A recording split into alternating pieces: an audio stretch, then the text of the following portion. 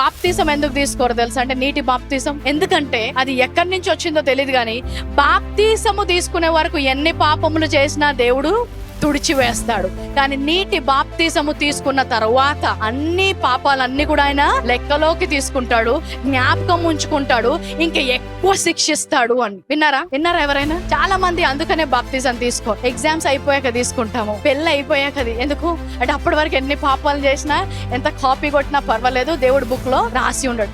వాక్యం ఏం చెప్తుంది? వారి దోషముల విషయమై దయ కలిగి వారి ఎన్నడూ జ్ఞాపకము చేసుకోనడంట. అర్థమైన వాళ్ళు చప్పట్లు కొట్టండి. ఎన్నడికి జ్ఞాపకం చేసుకోను అంటే నువ్వు రక్షణ పొందేంత వరకేనా, నువ్వు నీటి బాప్తీసము తీసుకునేంత వరకేనా. నీ పాపములను నేను నీటి బాప్తీసము తీసుకున్న వరకే జ్ఞాపకం ఉంచుకొనను, కానీ బాప్తీసము తీసుకున్న రోజు నుంచి హెడ్ లైన్స్ లాగా రెడ్ లెటర్ లో ఒక సపరేట్ బుక్ లో రాసుకొని ఉంటానని రాసుందా బైబుల్ ఎక్కడైనా? పాపము చేయడము మంచిదనట్లేదు. పాపానికి there are consequences to the sin. దానికి ప్రతిఫలం ఉంటుంది. ఫర్ ఎగ్జాంపుల్, ఒక వ్యక్తి సిగరెట్ తాగుతున్నాడు అనుకోండి, సిగరెట్ తాగుమనట్లేదు. సిగరెట్ తాగితే తప్పకుండా నీ శరీరానికి హాని కలుగుతుంది, నీ లంగ్స్ కి క్యాన్సర్ వస్తాయి, మూతికి క్యాన్సర్ వస్తుంది. సిగరెట్ డబ్బా మీదనే ఉంటది, క్యాన్సర్ ఫోటోస్ ఉన్నా కూడా. సిగరెట్ తాగడం వల్ల ఈ రోజు నీకు మంచిది అని చెప్పట్లేదు. నూతన నిబంధన ఏమంటుందంటే నువ్వు సిగరెట్ తాగినంత మాత్రాన దేవుని ప్రేమకు దూరం అయిపోలేదు. ఆయన నిన్ను పాపిగా చూడట్లేదు,